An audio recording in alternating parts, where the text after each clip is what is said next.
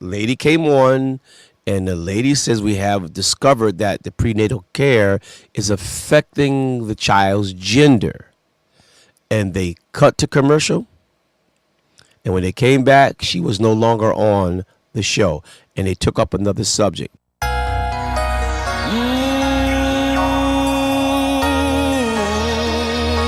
Well. Father's house. Was this man that lived within this mansion had to know what he'd been missing, so he up and moved away from his father's house one summer day. There he wasted all his life's possessions and fell on evil times. When he realized what he'd become, in his heart I heard him say, Father's house. That's what he said. My father's house. He finally understood that there was no place better. Father's house. That's what he said. My father's house. He finally understood that there was no place better. Before the church even seeks to condemn them or try to lay claim as to them being of the devil, which I don't think we should do, the best way to determine that is to take a test, because it's true. When you're conceived in the womb of your mother, as I stated, during the ingestion period, there's a period when you are a female until your other chromosome has come in. That's just scientific fact. So if something happens medicinally in the prenatal care, in which that process isn't completed, then you can have a man being born with a feeling of a woman. It's quite possible. And conversely, something can happen to the woman's genes. I don't know, she's damaged along the way. And if those genes aren't properly seeded, then it's possible that she too can have a feeling for another woman. But what I say is gender identity. But yeah, the physical part is gender identity. But the emotional part is the thing that most people are driven by. No one's driven by the fact that they want to look like a man and they're a woman, or want to look like a woman and they're a man. That's the external. To me, the tell sign is what you're feeling on the inside, is what's making you feel that way. Are you feeling that way because you were molested? And then it became something that you learned as a young child, as some do. Some men are molested, and then they go on to live those lifestyles of their attacker because they never go past that. Because, you know, when we were coming up, they taught us how to keep secrets and not talk about things that happened to us. So many men and women lived out their lives as children to young adolescents being raped and molested by family members. And that has changed the way they are. But it was suppressed, and suppression in some sense made it seem like it was okay, because you weren't seeing, like you are now, people on the news being carted off or being put on blast because it just didn't happen. First, let's do the test. Let's make sure that your feeling is coming from a chromosome imbalanced. Because if you use the term born that way, then that means genetically you're born that way. Let's look at this historically. Let's look at the whole question of it being an abomination, as is mentioned in scriptures. Now, here's the interesting thing about scripture. When we deduce an interpretation from scripture, we must do it in the context of the time, number one. So as I stated to you earlier about this news show I saw one day, I believe it was CNN, lady came on, and the lady says we have discovered that the prenatal care is affecting the child's gender. And they cut to commercial. And when they came back, she was no longer on the show. And they took up another subject. So if it's possible that prenatal care is the culprit, in our time, for people's genes and chromosomes to be messed up, because as I stated, a man and a woman are women, female.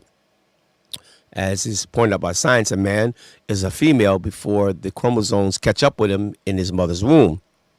So if prenatal care is interrupting that process, just like you have food that's now organic, we got stuff that's modified, that's not the real thing. Like they say, broccoli's not a real vegetable. It was modified and created. And there are other vegetables that we have that were modified and created. So the import of that modification is this, that it might look like something that we call a vegetable, but then the properties that the original or the organic vegetable possesses is not in that. Going back to abomination, in the day when the Bible writes, the scriptures written rather, in the day when the scriptures written about it being an abomination, there were no doctors playing with medicine. There was no big pharma. There weren't prescriptions. There were midwives. Everything was natural. So the chances of a person being born that way probably a lot less. I don't say they weren't, but probably not. So then it says to me that it was choice based on taste and desire, based on corruption. Versus what I see today as that young lady, whoever she was on that news show that was hurried off the set because she spoke about something that we should be concerned with. That is, we're messing with the chromosomes of our children. And therefore our children aren't coming out right. But then there are those individuals who come under the abomination category, like in the scriptures, who just have this desire for strange flesh. Because the sexual encounter and even the love encounter is a drug. Adrenaline, endorphin, and dopamine are generated, and it produces a natural high. It's a good feeling, and one can become drunk on it. And so what you have going on now is that some perhaps are in that place. I believe that not all homosexuals are genetically imbalanced. I think it's a choice. It's a choice based on a condition of being abused or molested over time, and it became normal to you. It's a choice based on sexual desire and prowess, and you like the feeling of it, of being attracted. It generates something in you, makes you feel good, or in fact, you're born that way. So I feel that the people that are born that way with a genetic imbalance are getting the short end of the stick by those who are associating in the first two classes just because of either the unwitting being victimized or the witting just want to do this because I want to do it. So I'm going to join in with them. And to me, that's the most corrupt group, the group that just does it because they like it.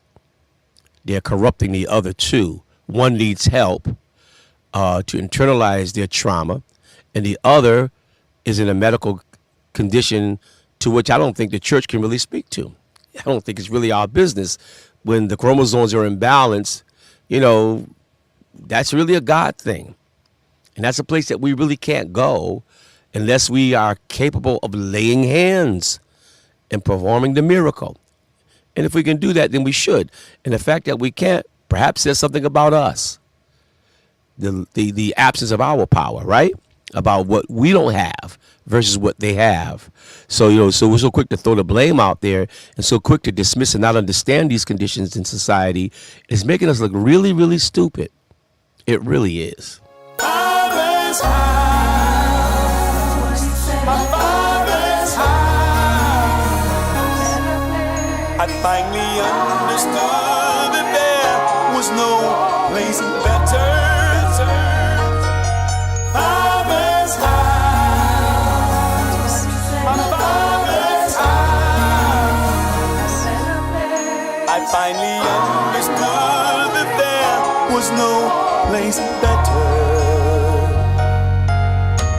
You have tried to build relationships, but they never seem to last. You have placed your hope in future things, but they seem to fade away. You have tried to dance the pain away, but the music is too loud. Father's house, your father's house.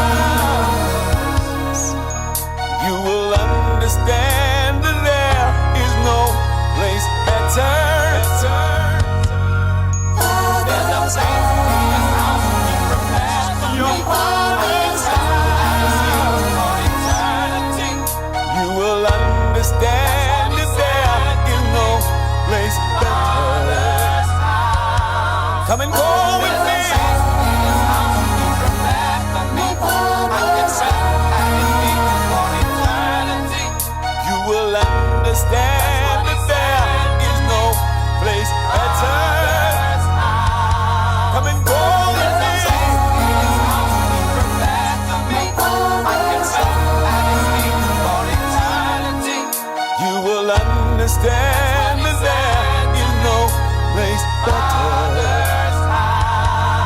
Father's house, my Father's house, for eternity. Come and go with me.